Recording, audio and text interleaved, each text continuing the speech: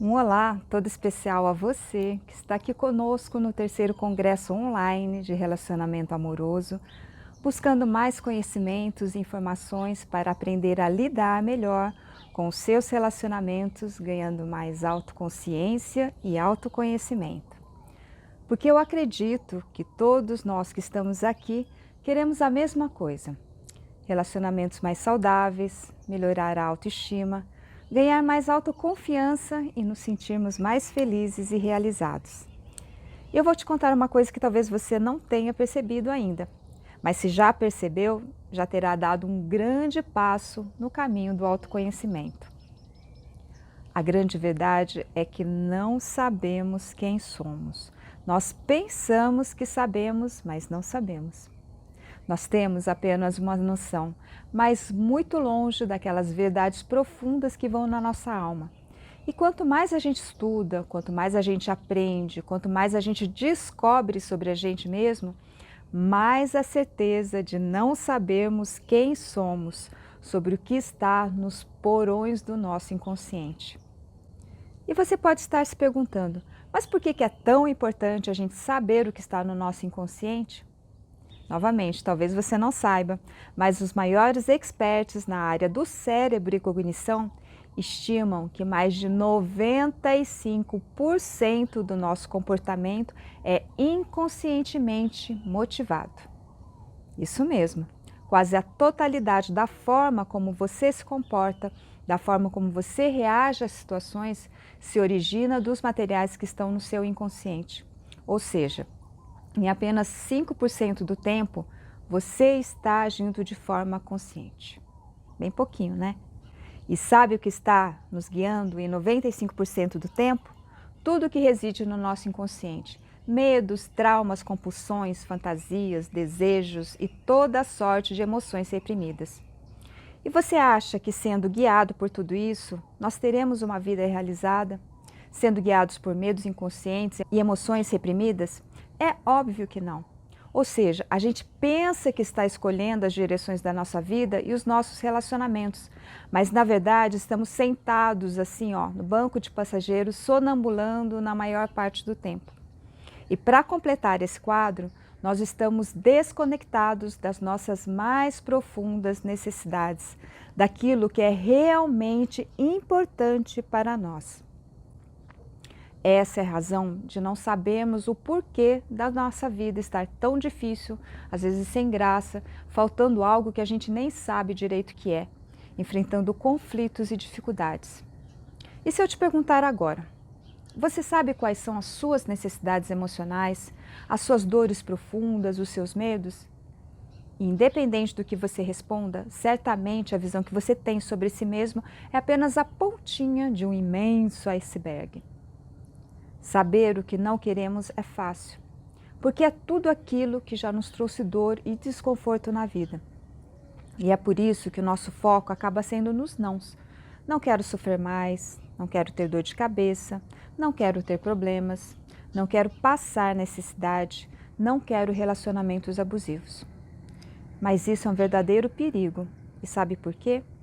Porque a nossa mente não entende o não. Se eu disser para você agora, não pense no elefante cor-de-rosa aqui, no meio da sua sala. O que é que você faz? O que é que a sua mente faz? Cria a imagem de um elefante cor-de-rosa bem no meio da sua sala. Então agora vamos voltar às frases que eu citei. Não quero sofrer mais, não quero dor de cabeça, não quero problemas, não quero passar necessidades, não quero relacionamentos abusivos. Se tirarmos a palavra não, o que é que a nossa mente vai entender e criar? Quero sofrer mais, dor de cabeça, problemas, passar necessidade, relacionamentos abusivos. E aí é que fica o nosso foco. E se não sabemos o que queremos ou precisamos, como nós vamos colocar essas nossas necessidades de forma afirmativa na nossa vida e não mais focando nos nãos? Você já observou quantos nãos você carrega na sua vida? Quanta coisa que você não quer que aconteça de novo? Quantas coisas você gostaria que fosse diferente? Porém, estar no fluxo da vida é estar no sim.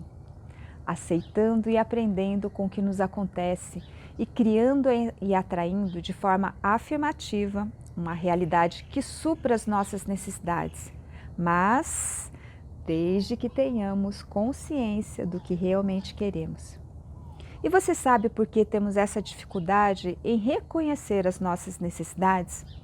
Então vou te explicar agora.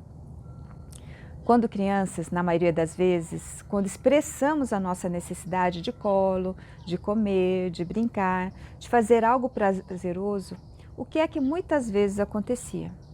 No melhor dos casos, a necessidade era ignorada ou minimizada, e no pior dos casos, era reprimida ou até mesmo ridicularizada.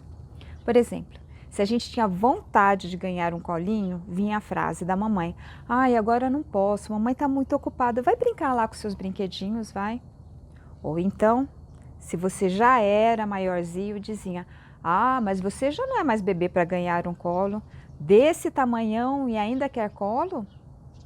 Mas quase nunca nos explicavam com amor e paciência o porquê dos nãos, que muitas vezes, obviamente, é necessário para a gente colocar limites na criança. Mas por que os pais agiam assim, sem empatia pela sua necessidade? Porque eles mesmos foram criados da mesma forma e, portanto, não sabiam como se conectar à sua necessidade que estava por trás do choro, do silêncio e até mesmo da birra. Eis um outro motivo para curar a nossa criança interior, para que a gente possa ser pais mais conscientes para os nossos filhos, e esses para os nossos netos, e assim sucessivamente por toda a nossa descendência. Como eu sou consteladora, nos trabalhos que realizamos, é muito comum vermos comportamentos de indiferença e frieza de pais com os filhos, aparecendo em várias gerações anteriores. Isso demonstra como comportamentos também são herdados e passados adiante. A criança ferida dos pais acaba gerando a criança ferida dos filhos. Mas isso não precisa ser o destino comum de toda a família, pois se um dos descendentes curar a si mesmo, transformando seu comportamento, ele também cura a sua linhagem. Por isso eu digo que o melhor que podemos dar aos nossos filhos é ser o nosso melhor, nos autoconhecendo, nos desenvolvendo, nos transformando com maturidade e consciência. E só para ilustrar um pouquinho de tudo isso que eu comentei até agora, eu e Tista, nós temos um trabalho que se chama Roda de Cura da Criança Interior, uma vivência de 4 anos que fazemos aqui, no nosso sítio, onde utilizamos técnicas como a constelação familiar, o renascimento e outras práticas específicas para trabalhar relacionamentos com a mãe e com o pai. Quando as pessoas chegam para a vivência, é notório perceber como elas estão inconscientes das suas necessidades mais profundas e, ao mesmo tempo, fixadas nos nãos da sua vida, no que está doendo, nas suas dificuldades, mas não por culpa delas, mas por culpa da forma com que foram educadas e criadas, como eu já expliquei para vocês lá atrás.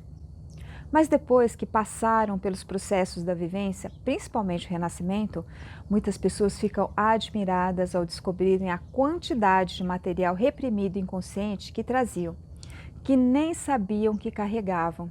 Sentimentos de raiva, de mágoa, ressentimentos e medos que haviam, varrido para baixo do tapete. Mas ao tomarem contato com essas emoções, vieram insights e novas compreensões sobre as suas dinâmicas internas e como acabaram criando uma realidade de sofrimento. Ou seja, além de integrar as emoções que estavam reprimidas, houve um ganho de consciência sobre as dinâmicas, onde puderam ressignificar muitas crenças e conceitos, permitindo que uma nova realidade pudesse se manifestar com mais consciência e integração. Agora, antes de continuar, vamos recapitular o que vimos até aqui? Vamos lá. Falamos sobre a nossa cegueira, sobre nós mesmos, sobre a importância de conhecer o que está nos porões do nosso inconsciente, porque é o que dita as nossas escolhas e decisões. E por isso devemos trazer para a consciência para podermos trabalhar e saber mais sobre quem somos. E dessa forma, assumir a direção da nossa vida para podermos criar uma realidade mais próspera. E para isso prosperar, nós precisamos também compreender e conhecer as nossas necessidades conscientes e inconscientes para focar de forma afirmativa e positiva nos sims das nossas vidas e não mais nos nãos. E onde se encaixa o tema principal do Congresso, as feridas de infância, em tudo isso que eu falei até agora? E por que nós as escolhemos? Porque as feridas de infância são a maior causa dos sofrimentos que vivenciamos na vida adulta, mas que quase ninguém tem consciência sobre elas, já que foram reprimidas por causa do sentimento de culpa, vergonha e inadequação quando crianças. Para aqueles que já estudam conosco nos grupos de estudos do Cora, isso não é nenhuma novidade, mas para quem está chegando agora, talvez possa ser. Vamos agora entender um pouco sobre esse processo? Sendo um ser em formação, a criança, para crescer saudável, precisa de acolhimento, de proteção, de afeto, de validação, enfim, de ter todas as suas necessidades emocionais e físicas supridas pelo pai e mãe, ou então pelos seus cuidadores. É isso que no seu pequeno mundinho a criança sente como amor. E essas percepções já acontecem desde a vida intrauterina, onde a criança sente o estado emocional da mãe, de tristeza, de medo, ansiedade, angústia, alegrias e contentamento. E a depender da intensidade e frequência das emoções, principalmente as negativas, a criança sofre influências, inclusive na sua conformação física, além da psíquica. Dentro do processo de desenvolvimento, incluindo intelectual, a criança não tem maturidade, ela não tem discernimento e nem mesmo experiência para compreender a profundidade das situações. Porém, ela absorve tudo como se fosse verdade. Mas como é que isso acontece? Toda criança, do 0 aos 6 anos, está em constante aprendizado. O seu cérebro é altamente plástico e opera em um estado hipnagógico de ondas θ. As ondas θ são uma frequência vibracional associada ao estado da imaginação. E é por isso que as crianças são muito criativas. Mas não é só isso. Para as crianças, a fantasia e a realidade se misturam e são uma coisa só. Ou seja, quando uma criança está fazendo de conta que a sua vassoura é um cavalo e ela sai galopando pela sala, na mente dela, a vassoura se tornou realmente um cavalo.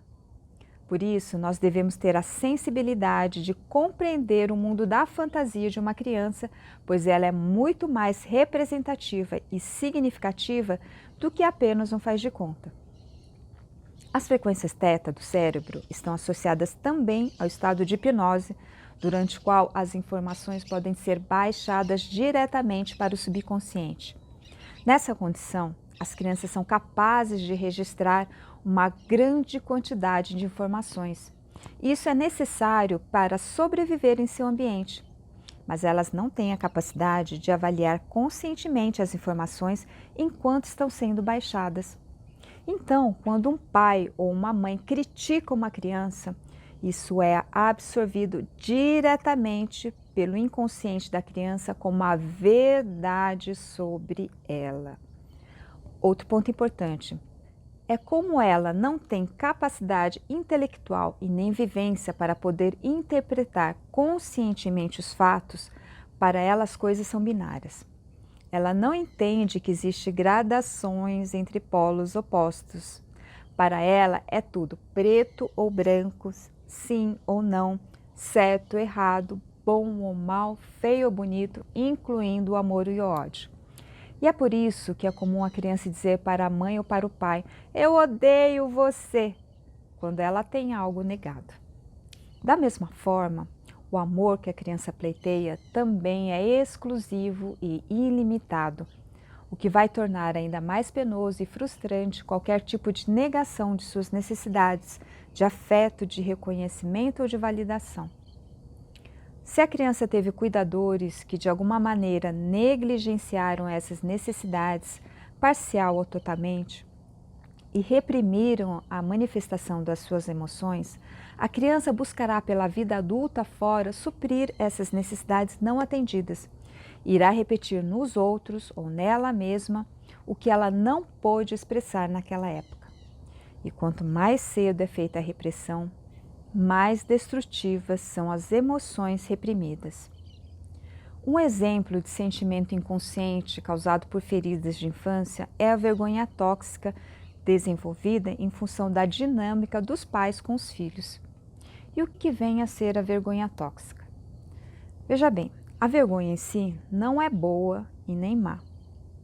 A vergonha saudável é aquela que nos permite ver as nossas limitações, que nos permite fazer correções nas nossas atitudes e que nos remete à humildade. O problema surge quando transformamos a vergonha como modo de ser, ou seja, quando a vergonha assume o controle de toda a nossa identidade. Ter a vergonha como identidade significa acreditar que somos imperfeitos, somos seres humanos defeituosos e assim nós acabamos por rejeitar a nós mesmos e nos vermos como objetos indignos de confiança. E é isso que chamamos de vergonha tóxica e ela é profundamente desumanizadora.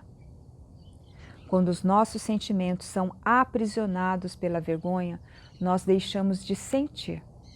E essa insensibilidade é a pré-condição de todos os vícios, porque só através do vício a pessoa é capaz de sentir. E se não curada, a vergonha tóxica pode levar a atos de agressão, depressão, distúrbios alimentares e dependência. Gera sintomas como baixa autoestima, ansiedade, culpa irracional, perfeccionismo e codependência. E tudo isso vai limitar a capacidade de desfrutar de relacionamentos satisfatórios, quer seja conosco mesmo ou com as outras pessoas. E em que tipo de dinâmicas a vergonha tóxica é desenvolvida? Por exemplo, quando o pai ou a mãe é daquele tipo que tem sempre a razão. Só ela está certa na casa. Só que ao mesmo tempo, ela usa diferentes pesos e medidas. Isso vai gerar uma confusão e ansiedade na criancinha, pois ela não sabe quando seu comportamento vai ser adequado e também nunca vai conseguir satisfazer as necessidades de perfeccionismo do pai ou da mãe. Outros exemplos são quando os pais culpam a criança por tudo de errado que acontece na casa, e em casos mais extremos, quando ocorrem abusos. E tudo isso gera na criança uma sensação de se sentir falha ou incompleta. E como essas situações são recorrentes, cada vez sendo mais internalizadas e reafirmadas no subconsciente dela, elas vão repercutir na forma como ela vai se relacionar com o mundo na fase adulta. E como é que a criança lida com toda a dor que ela sente de não ser amada? Para conseguir sobreviver, ela cria o que chamamos de pseudo-soluções, as soluções que a criança desenvolve para poder sobreviver, porém, dentro da limitação intelectual dela, sem conseguir analisar todo o cenário e sem a compreensão sobre os lados humanos de seus pais, de outros adultos e crianças. E essas pseudo-soluções associam-se a crenças e verdades interiores que nós carregamos pela vida fora. Por exemplo, se eu desenvolvi como pseudo-solução que eu tenho que ser perfeita e boazinha para papai e mamãe gostarem de mim, que eu tenho que reprimir o meu prazer sexual porque papai e mamãe disseram que isso é feio e mal, e que eu não posso expressar as minhas vontades porque papai e mamãe vão me repreender, como que eu vou me comportar como adulta? Eu certamente terei dificuldade de lidar com os meus erros e dos outros, terei a minha sexualidade bloqueada e será difícil para mim expressar os meus desejos e necessidades, pois eu estarei desconectada deles. E, obviamente, tudo isso causará problemas nos meus relacionamentos, incluindo e principalmente o amoroso. E é muito comum observarmos no nosso trabalho terapêutico e nos grupos de estudos pessoas repetindo inconscientemente dinâmicas de seus pais ou de situações de infância. Por exemplo, mulheres que têm um padrão de traição na sua vida amorosa. Quando nós perguntamos sobre a relação de seus pais, adivinha o que acontece? A traição também estava presente. Ou seja, todo esse material que nós carregamos dentro de nós, oriundos da energia que foi interrompida quando criança e das pseudo-soluções, funciona como um filtro interior por onde passam todas as novas experiências e também como registros primitivos de sobrevivência, a forma como a nossa criança teve que lidar com as dores para sobreviver emocionalmente. Mas como o filtro está sujo, vemos o mundo e as situações de forma distorcida, regredindo ao estado infantil quando nós precisamos lidar com a situação que ativou essa energia. Inconscientemente, buscamos recriar situações para que desta vez seja diferente e que nós possamos dar expressão àquela emoção. Só que, infelizmente, como nós estamos subjugados pela percepção ainda infantil, não conseguimos responder de forma consciente e madura, piorando a situação, trazendo mais dor e sofrimento, criando um círculo vicioso. Você é capaz de perceber como as feridas têm desdobramentos infelizes na vida adulta e a importância de curarmos todas elas? E ninguém está livre disso, já que somos criados por adultos que também carregam feridas emocionais. E foi justamente por saber de todo esse tremendo impacto que essas feridas causam na nossa vida, é que escolhemos este tema para ser o eixo central da edição deste congresso online, trazendo oportunidades de aprendermos novas visões, enfoques e soluções com especialistas de peso. Por outro lado, da mesma forma que existe uma criança ferida dentro de nós, existe também uma criança maravilha. Aquela que é cheia de alegria, sensibilidade, criatividade, sonhos, espontaneidade. Sabe como a gente percebe que esquecemos da nossa criança maravilha? Pergunta para uma menininha assim, de 3 anos, quem é a menina mais linda do mundo? E ela dirá toda animada, eu! Já se perguntarmos a uma mulher, quem é a mulher mais linda do mundo? Certamente ela responderá Angelina Jolie ou qualquer outra atriz ou modelo, menos ela, já que ela tem a certeza que não é a mulher mais linda do mundo. Percebe como deixamos de nos dar valor com o tempo, movidos pelas críticas, julgamentos, comparações, gerando baixa autoestima? Certamente, olhando do ponto de vista puramente estético, que os padrões desta sociedade dita, eu não sou a mulher mais linda do mundo. Porém, se eu me amo e me aceito, se eu sei que sou um ser humano maravilhoso, mesmo que ainda limitado, que eu continuo ávida por aprender e me desenvolver, eu trarei dentro de mim a mesma certeza e alegria que a menina que acredita ser a mais linda do mundo. Nós precisamos aprender a resgatar essas competências da criança tão necessárias na nossa vida adulta e transformar todas as dores do passado em força de realização para nós e para benefício dos outros, como nos trouxe o Dr. Adalberto em sua linda palestra. E é muito importante sermos gratos por tudo que vivemos, incluindo as nossas feridas de infância, pois foi graças a elas que chegamos onde chegamos, que adquirimos as competências necessárias para realizar muitas coisas na nossa vida. E nesse contexto, gostaria de finalizar esta palestra falando sobre uma arte japonesa que nos ensina a ver a beleza nas imperfeições, o kintsugi. Dizem que essa arte surgiu no final do século XV, quando o shogun japonês Ashikaga Yashimasa enviou uma tigela sua de cerâmica quebrada, mas muito estimada, que ele usava na cerimônia do chá para ser consertada na China. Só que quando a tigela retornou, ela estava emendada com os grampos assim de ferro muito grosseiros. O shogun então pediu que seus artesãos propusessem uma solução mais bonita e duradoura. Eles desenvolveram então uma técnica onde misturavam uma laca especial com pó de ouro, prata ou platina e colavam os fragmentos, retornando a peça ao seu formato original, só que agora com belas cicatrizes douradas ou platinadas.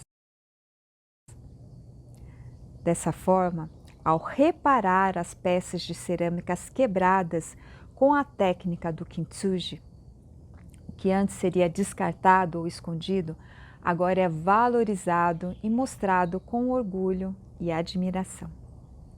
Na técnica do kintsugi, o tempo e a paciência são fatores fundamentais, porque é preciso delicadeza para fazer as colagens dos fragmentos e paciência para esperar a laca secar, já que esse processo pode demorar semanas e até mesmo meses. Essa arte nos inspira a adotar para a nossa vida a aceitação das nossas imperfeições e a valorizar as nossas cicatrizes emocionais, aprendendo a ver a beleza que reside nelas. E é essa visão que eu gostaria de deixar de presente a você que está aqui me ouvindo, da beleza que existe dentro de nós, mesmo nas nossas imperfeições, aprendendo a amar e aceitar a nossa criança interior e, consequentemente, a nós mesmos. Mas o presente não acaba aqui. Temos mais um para você. Todas as palestras do Cora 3.0 ficarão permanentemente disponíveis neste canal.